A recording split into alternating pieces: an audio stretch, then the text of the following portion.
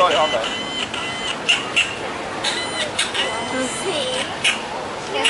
Did you give him American?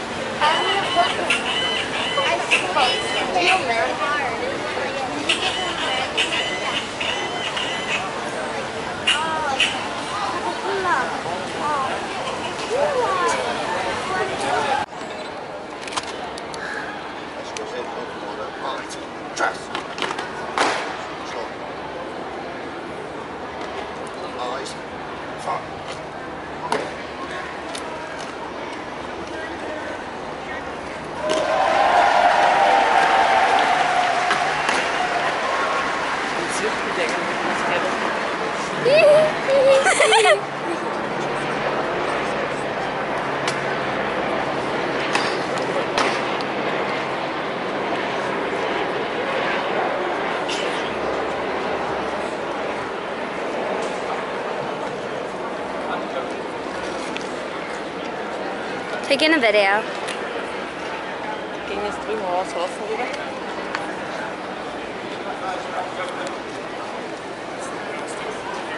What are they looking at? Their butts?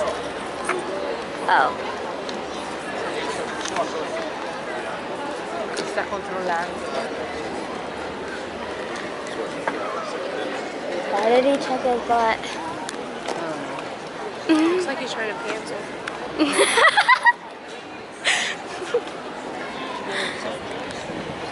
No, right? Just like inspecting the guy's head overcut.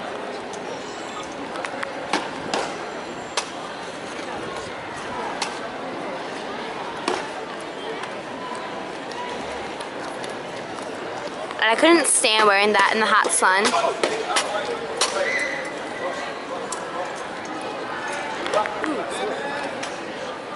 Let's go forward. No. Let's go towards the reach and left. Cover route. Left. Turn. You guys are walking in front. Let's go forward.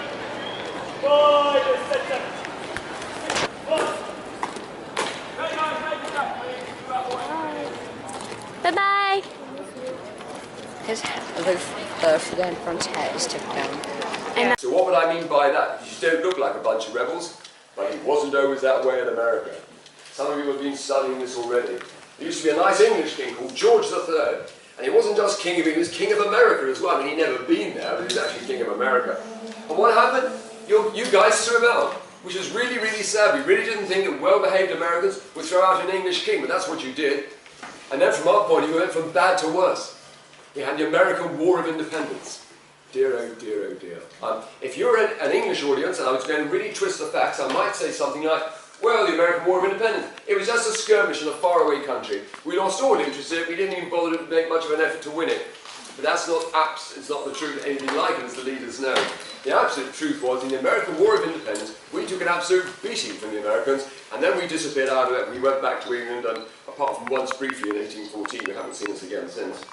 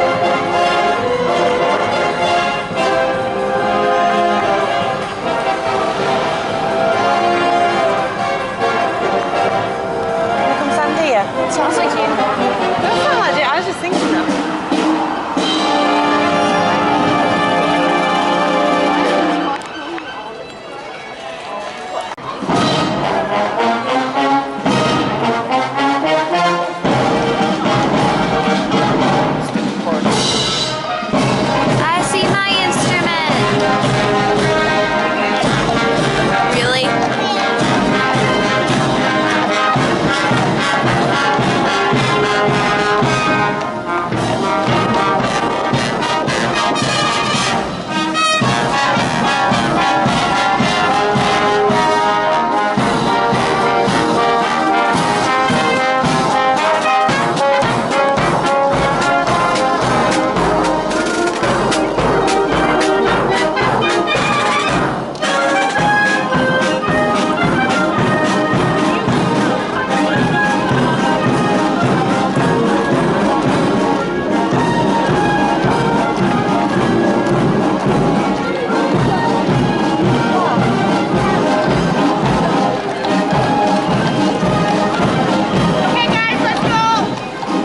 Normally we would have a crew of 6 people. 1 trebuchet master, we've got her. Okay, 1 person to load and light, we've got him. Okay, but we would need then an additional 4 people to wind in the wheels to lift up that counterweight box you see rising in the centre of the machine and pull down the throwing arm. But we're short a few people, so we're using the tractor instead. Okay, now as the arm comes down, that massive counterweight box is being lifted, and that weighs 6.5 tons. So it's quite impressive that 4 people, just by running inside those wheels, can lift that weight that a tractor has to pull. Okay, once the arm is down, Charlotte is going to lock it in place with the trigger. Okay, she's then going to attach a chain to the arm, okay, and put a pin in the trigger so it can't go off accidentally. Okay, these are modern safeties though, they wouldn't have had these in medieval times. But like I said before, that counterweight box weighs 6.5 tons, and it is only half full. We could put another 6 tons of rubble in it, alright, and then it would weigh in total about 12, 13 tons. The reason we don't do that is if you double the weight, you double the shooting distance, okay? And it'll go about 200 metres at the moment, or what, 230 yards, okay? But if you go further than that, sort of 400, you hit our car park, okay? And that's not going to be very good when a fireball is landing in someone's Mercedes. Okay? So we keep it half full, it lands a good distance down the island and it looks spectacular. Okay? Now, Charlotte is now hoisting up the rope that was used, okay, to tow down the arm. You can't just leave that rope lying around, because when the arm is released, that rope is going to fling round, maybe take her head off, okay, or get tangled in the machine and destroy itself. Now normally, when the machine is being wound by winders, okay, the rope wouldn't go out to a tractor, obviously it would go into the machine and coil around the centre axle. So the people first would run one way, okay, and this would get really tough, like running up an ever-increasing hill. Okay, then, once they've wound it down, they would then turn around and run the other way, winding off the slack. Because if you tighten the rope round the centre axle, then shot the machine, it would simply tear out the centre of the machine, ripping itself apart. So you've got to loosen off the rope enough so then it can be hoisted out of the way and fired. Alright? Now, a lot of people don't realise that you actually had cannons at the same point as you had trebuchets. But cannons were only good for one thing: blasting a hole in a city wall or castle wall so you can send your men in. Alright, but if you're going to fight in a castle with all your army, you're going to lose a percentage of your army doing that, and if you take the town or city, okay, or castle, it's going to have a massive hole in the wall. So if there's ever a counter-attack, you're then you're going to be very, very hard to defend that castle. So the trebuchet gives us many different sort of options when we siege a town, city or castle. Okay, first thing we could do, we could fight a dirty war, a biological war. Okay, we would take dead and rotting animals and sling them into the city, spreading disease. But the best thing to shoot would be a fireball to set fire to the centre of that city, which is what we're going to do tonight. Okay. Now with a steady hand, she's going to pull out that pin from the trigger. This is the dangerous bit, okay? The machine is now live. She's going to step down with the trigger rope in hand and ask for the lighting of the projectile, which is add fire. Okay, the ball is now going to begin to burn inside the machine, but this is the important bit. If you wait too long now, the trebuchet is going to go up in flames. Not long enough and the ball will go out in flight. So she holds.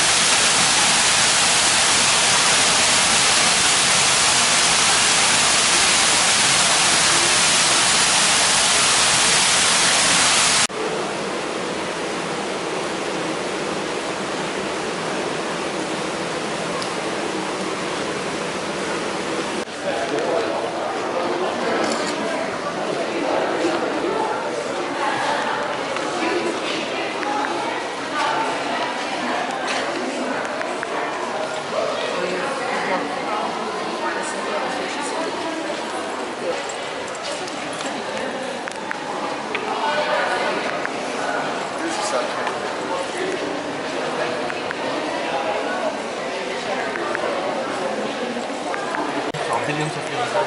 And when it grows, it picks up impurities.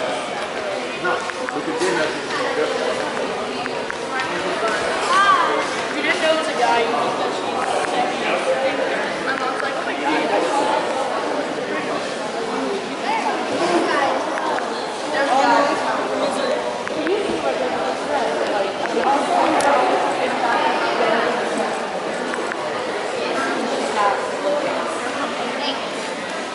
Unfortunately, there are so many things that were made wrong in the name of God.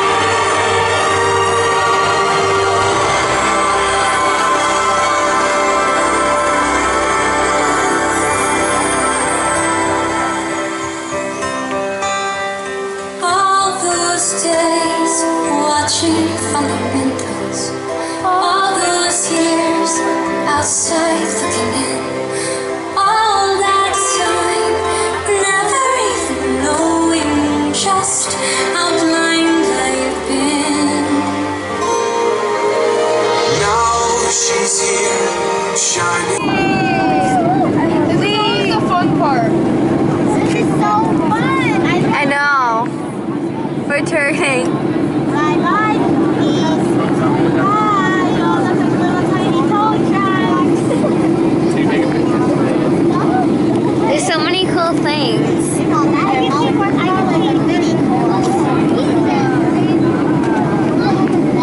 Save already. Save. We are now flying and about to land. We're gonna land soon. Can you wait?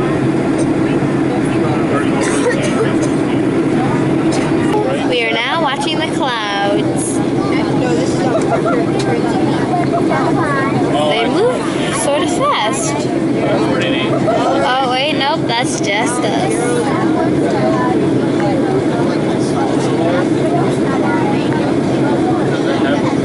Next to it. Oh, you know why is it here? That's Japanese They're very puffy. or maybe Chinese. Like soft little cushions.